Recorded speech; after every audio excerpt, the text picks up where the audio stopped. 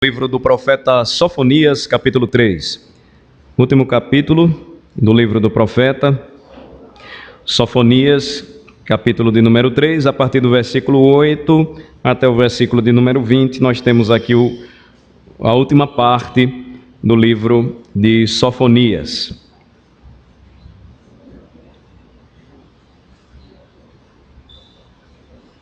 O desfecho do livro é extremamente importante para a nossa fé, porque renova a nossa esperança no Senhor. O que nós encontramos nos primeiros capítulos e principalmente na abertura do livro de Sofonias é uma sentença dura do Senhor contra Jerusalém. E a sentença, ela foi extremamente dura porque Jerusalém se tornou uma cidade opressora, uma cidade manchada por sua corrupção e maldade, uma cidade mentirosa, uma cidade que se voltou contra o seu próprio Senhor. Então, a profecia de Sofonias, ela dizia que em 586 a.C., Jerusalém seria tomada por completo. Mas também apontava para uma destruição futura de Jerusalém que se daria no ano 70 depois de Cristo, ou seja, um juízo mais próximo, iminente, mas também um juízo que seria progressivo e futuro, porque essa teimosia do povo de Deus seria sempre constante, ou seja, o homem não muda. Em outras palavras, o homem sempre é o mesmo. O homem carrega em si ou consigo mesmo a sua mancha de pecado, a sua corrupção de pecado, a sua mentira de pecado, toda a sua maldade. Então, o livro fala do juízo de Deus e daquele que manifesta juízo. O livro fala daquele que, quando se levanta e estende a sua mão contra uma nação, ninguém pode detê-lo. Contudo, o final do livro de Sofonias, ele é cheio de esperança e fé. Por quê? Porque o mesmo Deus que tem poder para julgar e julga com retidão, Deus nunca faz julgamentos errados ou incertos. Deus, ele julga com convicção e julga com certeza e ele julga retamente. Mas o mesmo Deus que faz juízo contra as nações é o único também que pode salvar. É assim que termina o livro de Sofonias. Observem, capítulo 3, do versículo 8 até o versículo de número 20. O desfecho do livro, portanto, traz uma mensagem de esperança para a nação de Jerusalém, e não somente Jerusalém, nós vamos perceber, mas o Israel de Deus, que não é especificamente o povo judeu. Vejam só. Esperai-me, pois, a mim, diz o Senhor, no dia em que eu me levantar para o despojo, porque a minha resolução é ajuntar as nações e congregar os reinos, para sobre eles fazer cair a minha maldição e todo o furor da minha ira, pois toda esta terra será devorada pelo fogo do meu zelo. Então darei lábios puros aos povos, para que todos invoquem o nome do Senhor e o sirvam de comum acordo. Da além dos rios da Etiópia, os meus adoradores, que constituem a filha da minha dispersão, me trarão sacrifícios. Naquele dia não te envergonharás de nenhuma das tuas obras com que te rebelaste contra mim. Então tirarei do meio de ti os que exultam na sua soberba, e tu nunca mais te ensoberbecerás no meu santo monte. Mas deixarei no meio de ti um povo modesto e humilde, que confia em o nome do Senhor. Os restantes de Israel não cometerão iniquidade, nem proferirão mentira, e na sua boca não se achará língua enganosa, porque serão apacentados. Deitar-se-ão e não haverá quem os espante. Canta, ó filha de Sião, rejubila, ó Israel, regozija-te e de todo o coração exulta, ó filha de Jerusalém. O Senhor afastou as sentenças que eram contra ti e lançou fora o teu inimigo. O rei de Israel, o Senhor, está no meio de ti, tu já não verás mal algum. Naquele dia se dirá a Jerusalém: não temas, ó Sião, não se afrouxem os teus braços. O Senhor teu Deus está no meio de ti, poderoso para salvar-te. Ele se deleitará em ti com alegria, renovar-te-á no seu amor, regozijar-se-á em ti com júbilo. Os que estão entristecidos por se acharem afastados das festas solenes, eu os congregarei. Estes que são de ti e sobre os quais pesam opróbrios. Eis que naquele tempo procederei contra todos os que te afligem. Salvarei os que cocheiam, e recolherei os que foram expulsos, e farei deles um louvor em um nome em toda a terra em que sofrerem ignomínia. Naquele tempo eu vos farei voltar e vos recolherei. Certamente farei de vós um nome e um louvor entre todos os povos da terra, quando eu vos mudar a sorte diante dos vossos olhos, diz o Senhor. Observem. O versículo de número 8, ele começa dizendo: esperem. E ele diz: esperem, pois, a mim. É a palavra do Senhor através do profeta, por boca do profeta. O Senhor diz para que Jerusalém esperasse, o seu povo aguardasse, porque no dia em que ele se levantasse para o despojo, ou em uma tradução mais literal, para a presa, ou seja, para tomar aquilo que é seu, como uma fera poderosa domina a sua presa, ele então, levantando-se, faria o que está descrito na segunda parte do versículo de número 8. Porque a minha resolução é ajuntar as nações e congregar os reinos. Deus faria isto. Naqueles dias ele promete e no futuro ele cumpre. Ele ajuntaria nações, ele congregaria reinos para sobre eles fazer cair o seu juízo. A expressão aqui é cair a minha maldição e todo o furor da minha ira, pois toda esta terra será devorada pelo fogo do meu zelo. Como disse introdutoriamente, Deus é justo. E Deus julga com justiça os pecados e as desobediências dos homens. Deus não tolera ou não suporta a iniquidade. Nós estamos vendo, por exemplo, um lado bonito da Copa do Mundo no Brasil.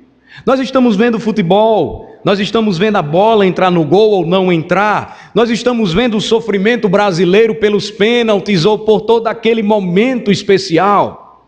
Mas o que os nossos olhos não veem são prostituição, escravização de crianças sendo usadas para o sexo, drogas, violência, morte. Tudo o que o nosso olho não vê, Deus a tudo vê.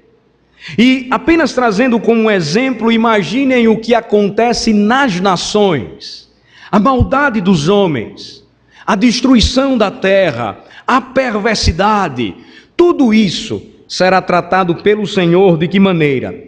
Devorado pelo fogo do seu próprio zelo.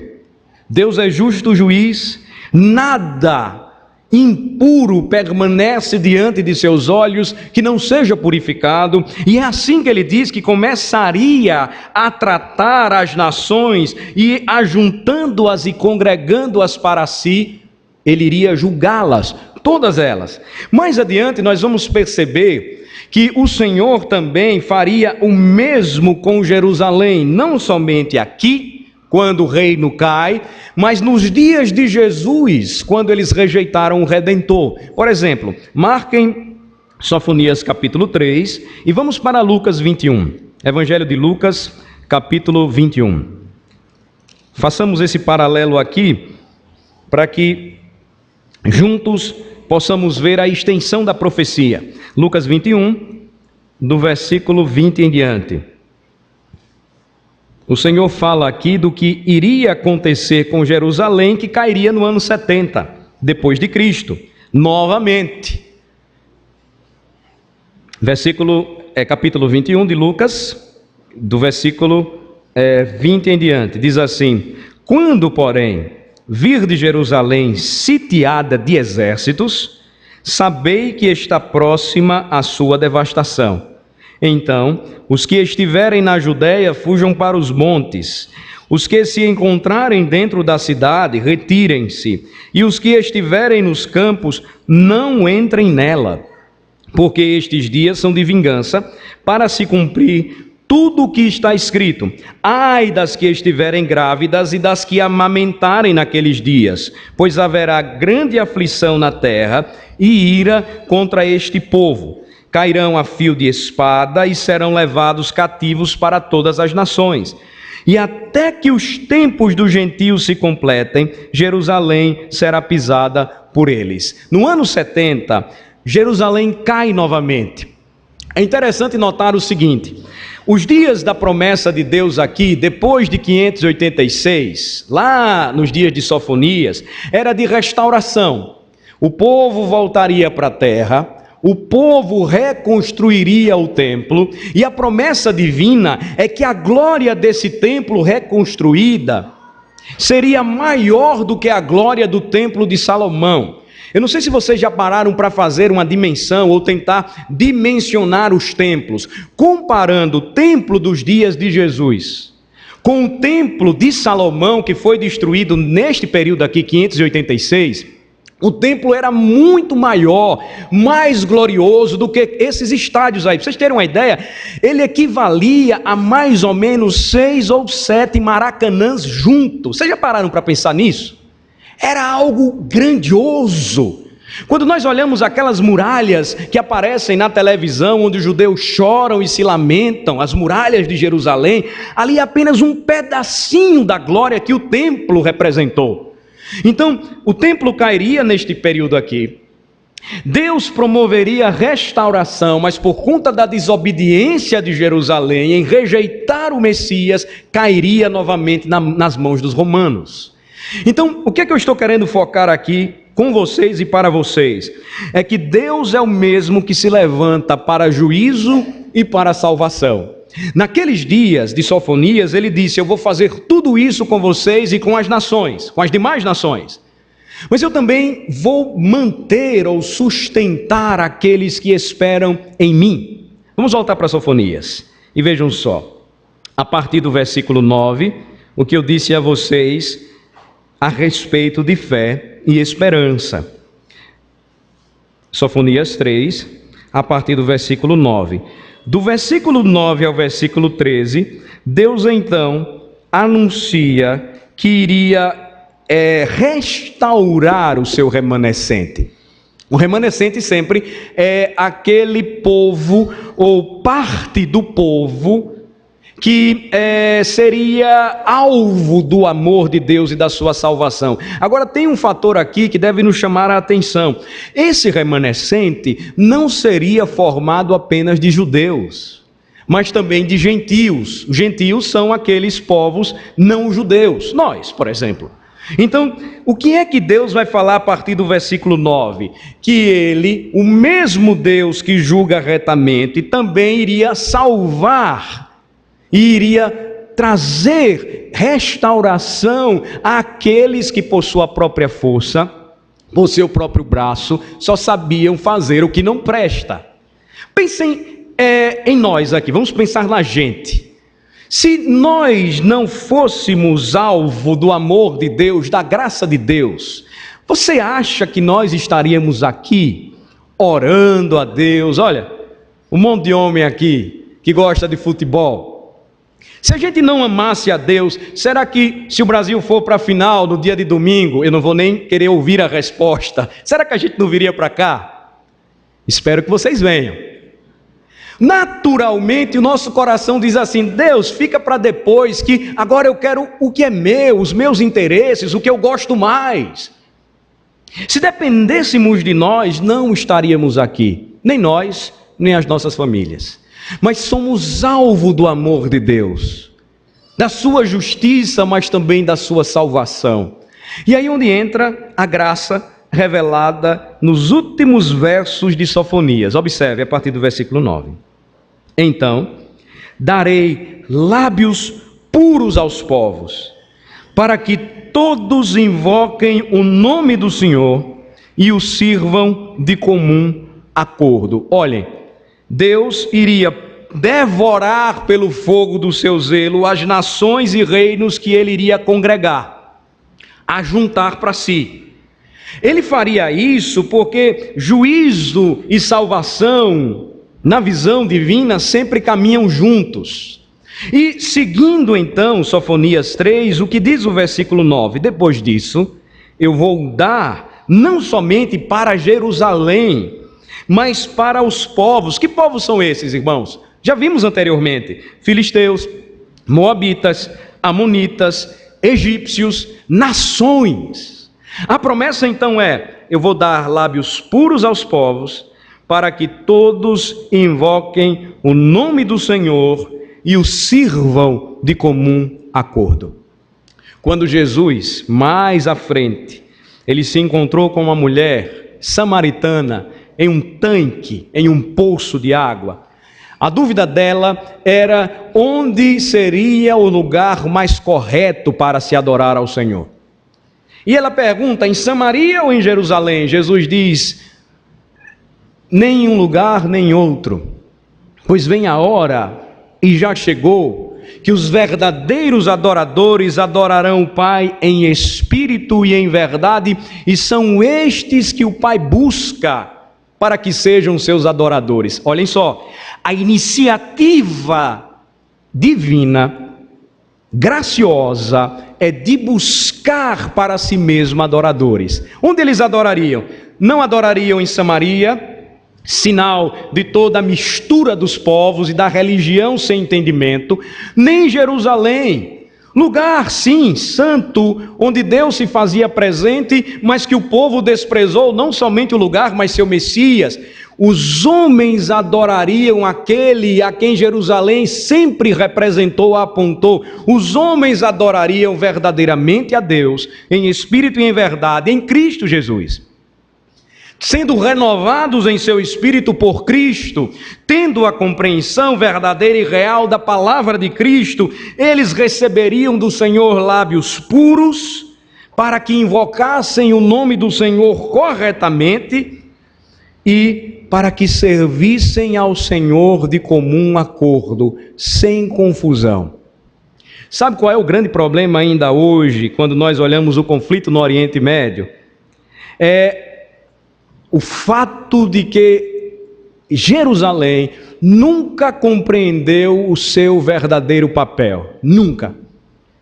As nações que cercam e desejam destruí-la deveriam ser alvo não de seus mísseis, mas alvo de seu amor e da proclamação da luz para os gentios, Jesus Cristo. Mas enquanto isso não acontece, o conflito permanece. E o objetivo prático de toda uma profecia de que Jerusalém se tornasse o lugar ou a sede de onde os povos aprenderiam sabedoria, não acontece. Vejam só, lábios puros o Senhor daria aos povos para que o seu nome fosse invocado e para que os homens pudessem servi-lo de comum acordo. Adoração. Isso vai acontecer mais à frente. A profecia, ela se cumpre em um dia em que os discípulos estavam esperando a volta do Senhor. E no dia de Pentecostes, então, o Espírito cai sobre eles. E então aqueles que ali estavam de diversos lugares, falando línguas diferentes, estavam falando em sua própria língua, ou ouvindo os apóstolos falarem e compreendendo a mensagem gloriosa das maravilhas de Jesus. A confusão, então, ela estava centralizada em Babel, Babilônia. As línguas agora se tornam uma só língua para que se invoque o nome do Senhor em Jerusalém, o lugar onde os povos deveriam ser ensinados. Jerusalém, na palavra literal, quer dizer ensino para os povos. Vejam só, a promessa de Deus então começa a ser revelada. E por que eu falei que não seria só para judeus, mas também para gentios? Vejam comigo, vamos ler juntos os versículos 10 e 11, aí de Sofonias 3. Vamos ler? Da além dos rios da Etiópia, os meus adoradores, que constituem a filha da minha dispersão, me trarão sacrifícios. Naquele dia não te envergonharás de nenhuma das tuas obras com que te rebelaste contra mim. Então tirarei do meio de ti os que exultam na sua soberba, e tu nunca mais te ensoberbecerás no meu santo monte.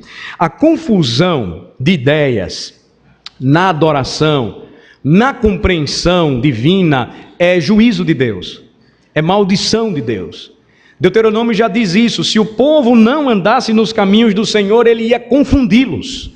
Mas a compreensão, o conhecimento, a revelação que faz com que o homem entenda a vontade de Deus escrita para a sua adoração, para a sua salvação, isso aí é bênção, é graça divina. Deus então diz que até mesmo lá em Cuxi, na região da Etiópia, na região dividida pelos rios, os adoradores do Senhor, eles que estavam dispersos, seriam então restaurados e poderiam trazer sacrifícios ao Senhor. Naquele dia, versículo 11, eles não mais se envergonhariam dos seus pecados. A culpa seria retirada, os pecados ou as obras que representavam a sua rebelião contra Deus. Deus então tiraria do meio deles os que se exultavam na soberba de seus próprios corações, e ele ainda diz: vocês nunca mais irão se ensoberbecer no meu santo monte. Deus começaria a juntar os povos, e eles iriam convergir para Jerusalém. Vejam só, quando nós olhamos toda a revelação divina e por que Deus escolheu aquela terra, é importante a gente observar estas coisas. Porque justamente aquele pedaço de terra que Deus diz: Abraão, olha, sai da tua terra, da tua parentela, da casa dos teus pais, e você vai para uma terra que eu separei para você, e de ti eu farei uma grande nação. Se vocês olharem geograficamente, o lugar para onde Deus então leva Abraão e estabelece o seu reino aqui na terra, era justamente o mesmo lugar que Adão perdeu. Era a mesma localização onde o Éden estava e sediava toda a criação. Então, o retorno à terra significava muito mais do que um lugar que, se vocês observarem bem, não tinha tantos atrativos. Por exemplo, o Egito era muito mais fértil às margens do rio Nilo, mas o significado escatológico, ou seja, de promessa, de esperança, de fé, era muito maior, fazendo com que Deus agora, assim como prometeu ao seu povo quando libertou do Egito, e ele disse: olha, agora vocês não vão mais se alimentar daquilo que o rio dá, mas agora vocês vão receber aquilo que vai cair do céu. Eles vão viver então em uma região inferior, geograficamente, onde precisava-se de chuva, onde se tinha pouca água, mas onde eles iam aprender a depender de Deus, no lugar onde tudo começou. Deus então promete restauração. Ele promete trazer o seu povo para este lugar.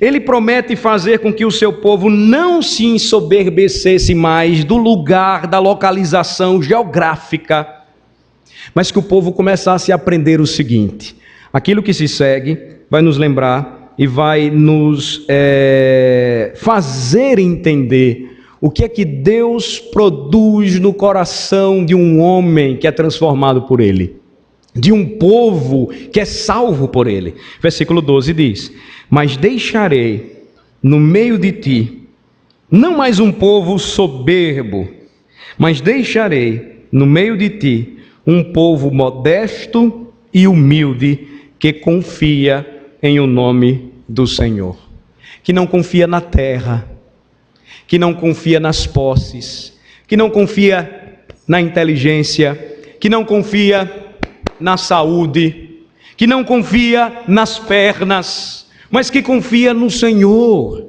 A promessa então é: eu irei moldar vocês segundo o caráter santo. Modestos e humildes vocês serão. Eu vou deixar no meio de vocês este povo, E este povo será caracterizado como aquele que confia em o nome do Senhor. Ele prossegue, versículo 13, diz assim: os restantes de Israel, ou seja, o remanescente de Israel, não cometerão iniquidade. Os restantes de Israel não cometerão iniquidade, nem proferirão mentira, e na sua boca não se achará língua enganosa. Veja, Deus é aquele que salva e é aquele que molda o seu povo à sua imagem. Como é que Israel antigamente se chamava? Jacó, enganador, mentiroso por excelência. A história de Jacó, ela é cercada de enganos e mentiras. O que é que Deus então promete fazer com ele? Transforma-o em Israel, santo, e diz que ele não cometeria mais iniquidade, e agora Israel não era mais uma pessoa específica, mas um povo. Não proferiria mentira, ou seja, os descendentes de Jacó não iriam mais mentir.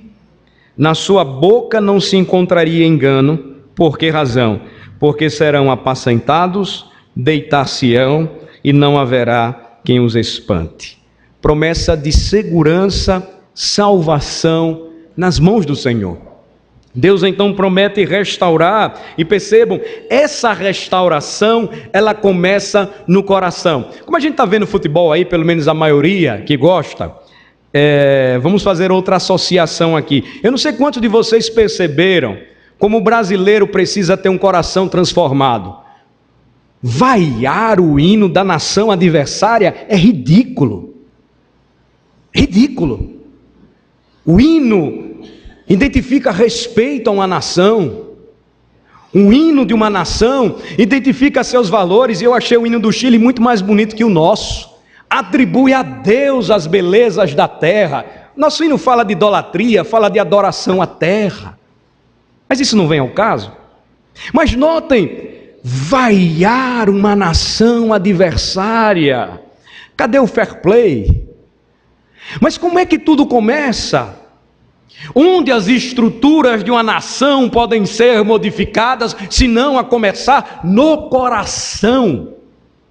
O coração transformado, então, faz você ser aguerrido, combatente, disputar, jogar, mas nunca quebrar valores ideais tão próprios e característicos de um povo, ainda que seja adversário, em um esporte. Vejam, Deus disse que começaria a mudar o coração de seu povo a partir do coração. Seriam modestos e humildes, passariam a confiar no Senhor. Não iriam mentir, não cometeriam iniquidade ou pecado, ou seja, não quebrariam a lei do Senhor. Sua boca não traria engano, porque eles iriam confiar no Senhor e seriam apacentados pelo Senhor. Eles poderiam deitar em pastos verdejantes, guardados e pastoreados pelo bom pastor. Agora, a parte final, ela se soma. Depois dessa promessa de salvação, o remanescente será salvo. Vejam só que interessante, essa segunda parte aqui para a gente fechar. A partir do versículo 14 até o versículo 15, o Deus que salva o seu povo é aquele que canta com o seu povo. É aquele que convida o seu povo, então, a se regozijar e a se rejubilar somente e inteiramente nele. Versículo 14, então, começa dizendo: canta, ó filha de Sião. Diante disso tudo, louve ao Senhor, rejubila, ó Israel, regozija-te e de todo o coração exulta, ó filha de Jerusalém. O convite é: Deus não tinha nenhum motivo para salvar você. Deus não tinha nenhuma razão que pudesse encontrar em você, pelo que você é, pelo que você fala, pelo que você faz, pelo que você diz, para salvar você. Deus não tinha nenhum motivo plausível para dizer: eu agora vou tirar você desse lamaçal de pecado, mas Ele quer fazer isso. É a sua determinação, é o seu desejo, e por isso o apóstolo diz: não depende de quem quer ou de quem corre quando o assunto é salvação, mas de Deus usar a sua misericórdia. Ele salva a quem quer. Por isso, o que é que nós podemos fazer? Qual deve ser a nossa atitude ou reação? Louvar ao Senhor. O versículo 14 então diz: canta, rejubila, regozija-te, exulta. Porque, diz o versículo 15, o Senhor afastou, vejam só, as sentenças que eram contra ti e lançou fora o teu inimigo. Qual a certeza que nós temos disso? O Rei de Israel, o Senhor, está no meio de ti. Tu já não verás mal algum.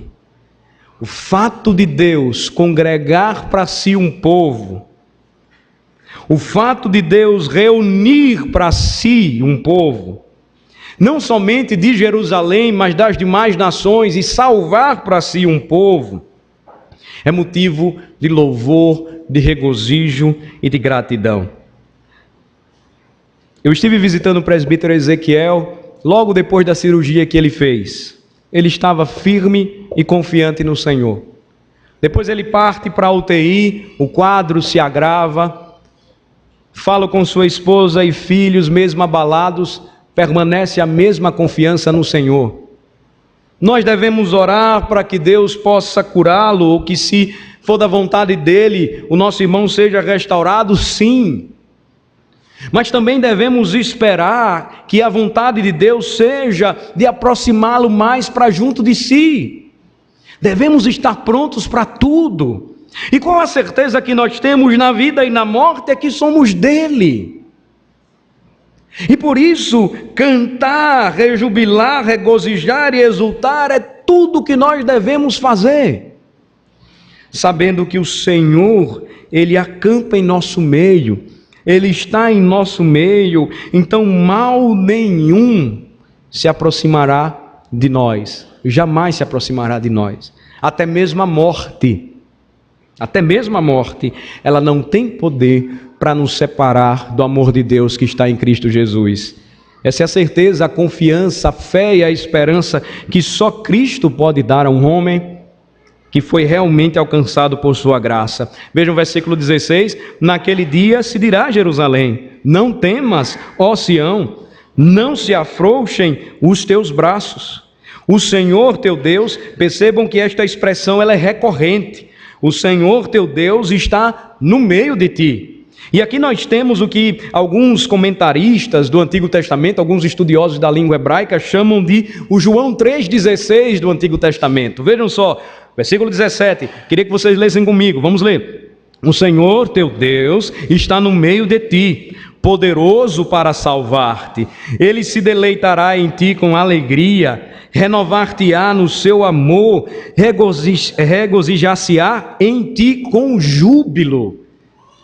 Por que João 3,16? Nos faz lembrar, porque Deus amou o mundo de tal maneira que deu o seu Filho unigênito, para que todo aquele que nele crê não pereça, mas tenha vida eterna.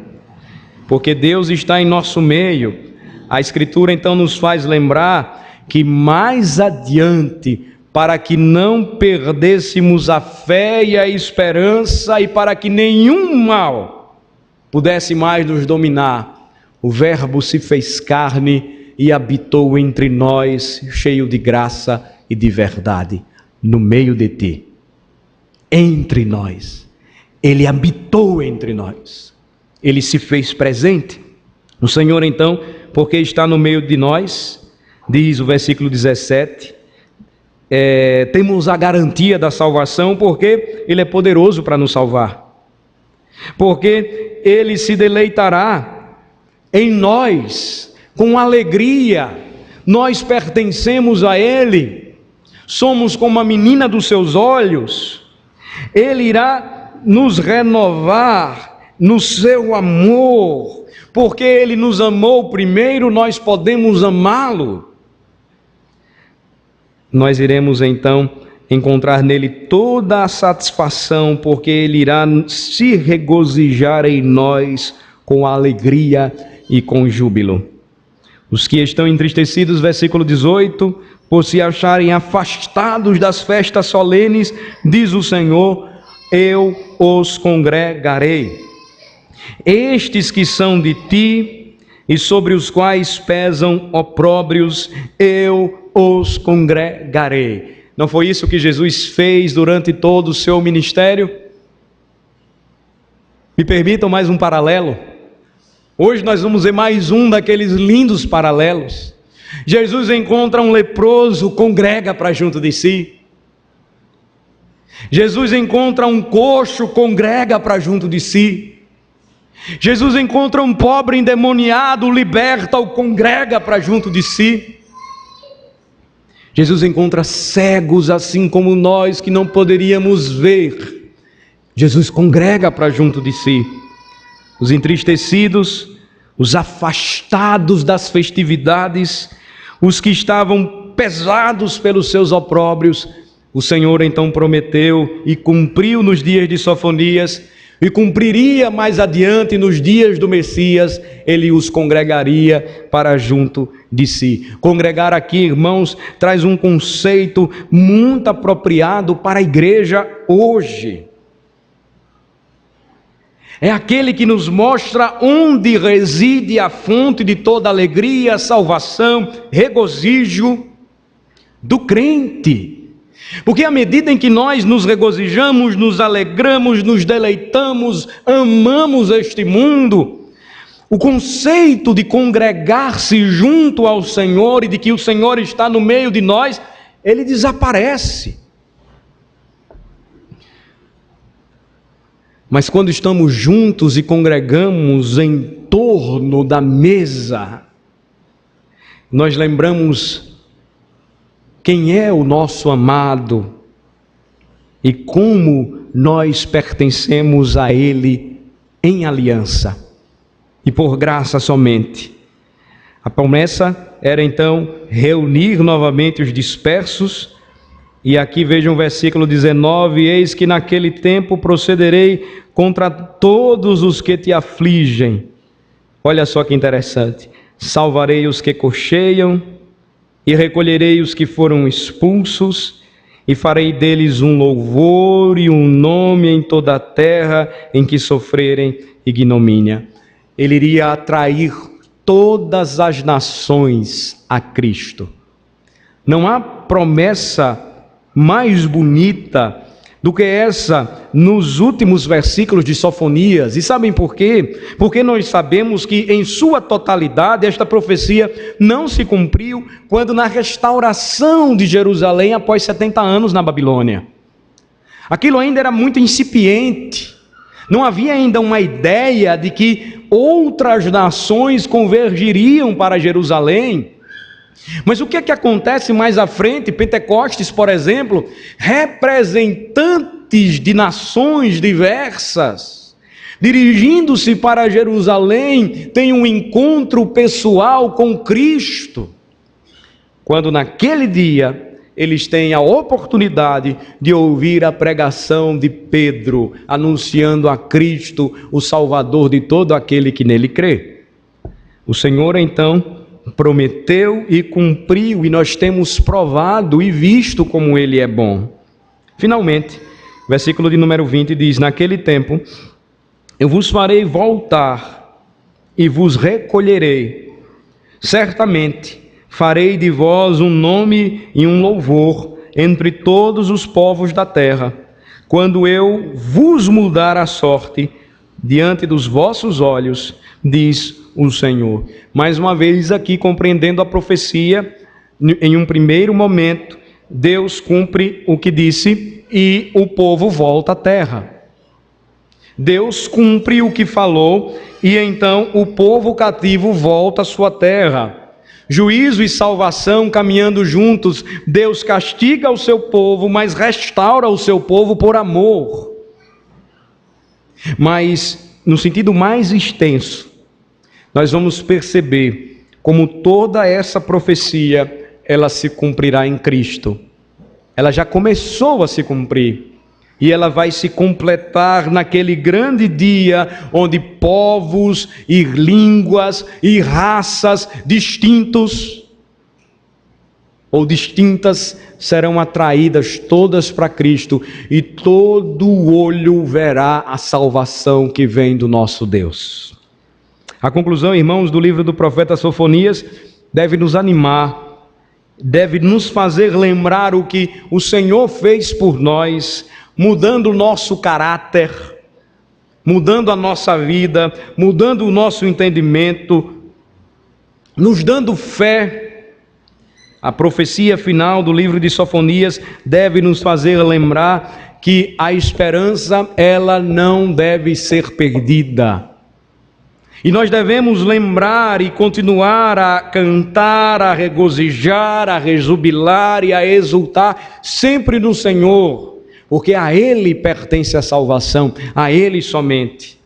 E nós então, como povo de Deus, hoje o povo pactual de Deus, a igreja do Senhor, temos o privilégio e a responsabilidade de continuar anunciando esta mensagem, anunciando o retorno do Rei, anunciando o seu juízo e a sua salvação. Isso mexe com a gente, porque nos faz lembrar como precisamos nos desprender mais deste mundo e entender que a nossa vida, ela deve ser enxergada quando nós olhamos para cima e para as coisas celestiais. E lembrar que a nossa vida é um fiozinho de cabelo, que pode ser arrebentado a qualquer momento, tão frágil, tão limitada. Nos faz lembrar a nossa dependência constante do Senhor. Nos faz lembrar que os descendentes de Jacó, em Cristo, não mentirão mais, não enganarão mais com a sua língua, porque tem uma verdade, em seus lábios, que deverá sempre ser anunciada e proclamada para todos os povos. Vamos orar. Senhor, te bendizemos por tua palavra, que nos fala como o Senhor é justo e zeloso, como o Senhor trata as nações e os povos com justiça, equidade, como o Senhor é gracioso e manifesta a sua salvação, oferecendo oportunidade para que os homens ouçam o Evangelho, conheçam a palavra de Jesus Cristo e creiam neste grande amor manifesto, amor imensurável, que o fez enviar o seu Filho ao mundo, para que todo aquele que nele crê não pereça, mas tenha vida eterna. Obrigado ao Senhor, porque de ti nos afastaste as sentenças que eram contra nós. De ti lançaste fora o nosso inimigo. Porque o Senhor habita em nosso meio, jamais veremos mal algum e nada neste mundo ou no porvir poderá nos separar do teu grande amor que está em Cristo Jesus.